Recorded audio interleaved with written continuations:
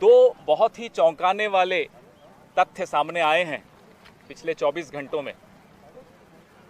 ये ऐसे तथ्य हैं जो मोदी सरकार का असली चेहरा और ढोंग उजागर करते हैं, एक्सपोज करते हैं।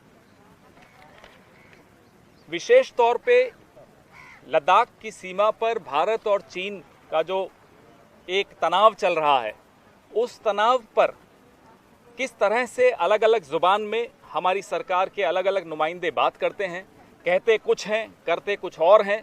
ये सब बातें इन दो तथ्यों में आपके सामने मैं रखना चाहता हूं।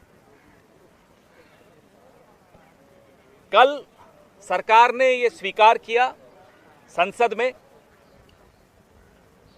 कि चीन स्थित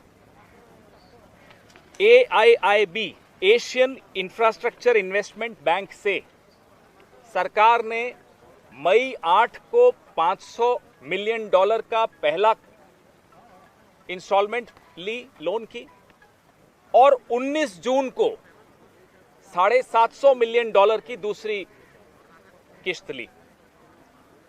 8 मई को आप में से कई साथी लगातार रिपोर्ट कर रहे थे कि किस तरह से चीन हमारी सीमाओं में घुसपैठ कर रहा है। 19 जून तक आते आते तो हमारे 20 वीर जवान शहीद भी हो चुके थे। ये वही तारीख है 19 जून जिसको मैं काला दिन कहूंगा हमारे देश के इतिहास में, क्योंकि पहली बार एक प्रधानमंत्री ने देश के साथ झूठ बोला। ये वही तारीख है 19 जून।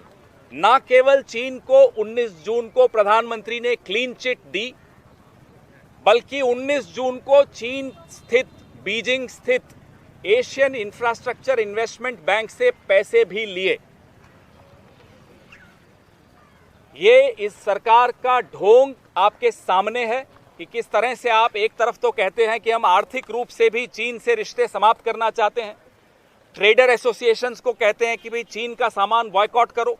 आम आदमी से सारी उम्मीदें हैं मोदी सरकार को, और जब खुद पर आती है तो चीन के बैंक से पैसे लेते हैं। ये वो बैंक है जिसमें सबसे बड़ा शेयर होल्डर चीन है। इस बैंक की स्थापना जनवरी 2016 में हुई थी। AIIB आपने भी सबने रिपोर्ट किया था, बीजिंग में हुई थी। 103 इसमें सदस्य हैं। 26.6% वोटिंग शेयर सबसे ज्यादा चीन का है। तो जयशंकर जी जब कहते हैं कि बिजनेस एज यूजुअल नहीं हो सकता अब चीन के साथ, हम उनसे ये जानना चाहते हैं क्या आज भी वो इस बात पर अडिग हैं, और अगर वो इस बात पर अडिग हैं तो ये business as usual Modi ji क्यों कर रहे हैं चीन के साथ? क्या दबाव है मोदी जी पर? क्या यही दबाव है जिसके चलते आपने चीन को क्लीन चिट दिया 19 जून को? क्या यही दबाव है जिसके चलते आप चीन के बैंक से पैसे लिए जा रहे हो? क्या यही दबाव है जिसकी वजह से आप PM केयर्स में चीन की कंपनियों से पैसा लेते हैं हो और उजागर भी करना पसंद नहीं करते? दूसरा चौंकाने वाली जो बात दूसरी आई, वो आज MOS होम श्री नित्यानंद राय ने जो उत्तर दिया है घुसपैठ को लेकर, पाकिस्तान और चीन द्वारा घुसपैठ को लेकर, उसमें एक लाइन का उत्तर है चीन को लेकर कि पिछले 6 महीने में चीन की तरफ से भारत में कोई घुसपैठ नहीं हुई है। इससे ज्यादा चौंकाने वाली बात मैंने और आप में से किसी ने भी नहीं सुनी होगी। पहले तो प्रधानमंत्री आकर झूठ बोलते हैं, फिर रक्षा मंत्रालय की वेबसाइट जो कि सच निकाल देती है अगस्त की 7 तारीख को, उसको हटा दिया जाता है। उस वेबसाइट में स्पष्ट तौर पे लिखा था कि कहां कहां किन किन पॉइंट्स पर चीन ने घुसपैठ की है। कोई दबाव आया, वेबसाइट से वो उड़ा दिया गया। दबाव प्रधानमंत्री का आया होगा, हम ये मानते हैं। प्रधानमंत्री पर किसका दबाव है, हम ये जानना चाहते हैं। ये दो टिप्पणियां हुई। एक तो प्रधानमंत्री की 19 जून की टिप्पणी, जिसके बारे में हम बार बार आपके सामने आकर चर्चा करते हैं क्योंकि देश का सवाल है, देश की वीर सेना का सवाल है।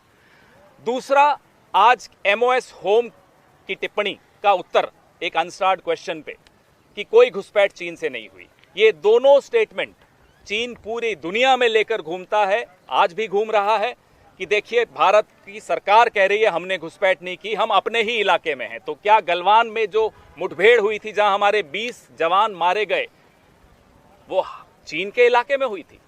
हम विश्व में क्या बताना चाहते हैं कि हम चीन में घुसपैठ कर रहे थे? और हमारा प्रधानमंत्री और हमारे सरकार के आला मंत्री ये बात कहना चाह रहे हैं विश्व में कि चीन में घुसपैठ भारत ने की थी और हमारे सैनिक सीमा के उस ओर जाकर मरे थे, शहीद हुए थे। ये क्या तरीका है? आप चीन को हथियार दे रहे हो भारत के खिलाफ, वो पूरे विश्व में इस्तेमाल करेगा, कर रहा है 19 जून के बाद से, और पूरे विश्व में हमारी हंसी उड़ रही है। हम बार बार एक प्रश्न पूछते हैं कि क्या अप्रैल 2020 से पहले जहां हमारी सेना, हमारी आईटीबीपी पेट्रोलिंग कर रही थी, रक्षा कर रही थी, गश्त लगा रही थी, पहरा दे रही थी, क्या आज भी वो कर पा रही है? वो फिंगर 8 का इलाका हो, पैंगोंग का इलाका हो, तमाम वो इलाके जहां हम अप्रैल 2020 से पहले पेट्रोलिंग करते थे, क्या आज कर पा रहे हैं या नहीं? कल उम्मीद थी कि डिबेट होती जिसमें रक्षा मंत्री इस बात का जवाब देते, लेकिन उन्होंने, हमें अब समझ में आता है कि डिबेट क्यों नहीं करना चाहते, क्योंकि इन तमाम सवालों का नंबर 1, प्रधानमंत्री ने झूठ क्यों बोला 19 जून को? नंबर 2, क्या पेट्रोलिंग हो पा रही है जो अप्रैल 2020 से पहले तक होती थी? नंबर 3, आप क्यों चीन को क्लीन चिट पे क्लीन चिट दिए जा रहे हो? क्या दबाव है आप पर? प्रधानमंत्री का एक झूठ छिपाने के लिए पूरी सरकार बार बार आकर झूठ बोलती है, और अगर सरकार का कोई मंत्री सच भी बोलने की कोशिश करता है तो उसको वापस से चुप करा दिया जाता है। आपको याद होगा, रक्षा मंत्री ने एक बड़ी ईमानदारी से सटीक तौर पे कहा कि प्रयास जारी हैं, सफल होंगे या नहीं हमें नहीं मालूम। रक्षा मंत्री की कोई मजबूरी रही होगी, he is a respectable man. अगर वो भी दबाव में आकर झूठ बोलने पर मजबूर हो गए हैं तो आप सोचिए दबाव किस पर और कितना गहरा और कितना मजबूत दबाव होगा।